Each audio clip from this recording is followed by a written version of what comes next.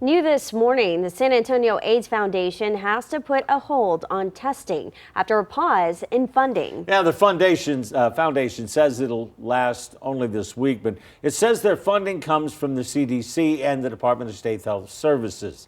KENS 5's Earl Stoudemire joins us now with more. Earl? Good morning, Audrey Berry. The San Antonio AIDS Foundation says they got a letter from the Department of State Health Services to not do any more testing until they get funding from the CDC.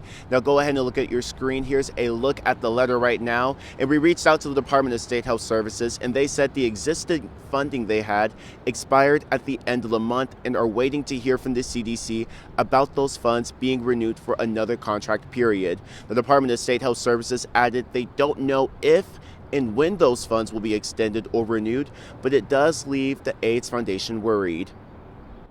I'm hopeful that this is a temporary pause and we'll be able to move on. But given the circumstances in our federal government and the cuts to HIV care and HIV support, it is really concerning. So far, the San Antonio AIDS Foundation has provided 995 tests for HIV and syphilis this year. They do have outside funding for specific tests, but say without the CDC's funding, they may be limited on how many tests they can give out. To support the San Antonio AIDS Foundation, you could donate by going to the website. Reporting live, Earl Stoudemire, KENS 5.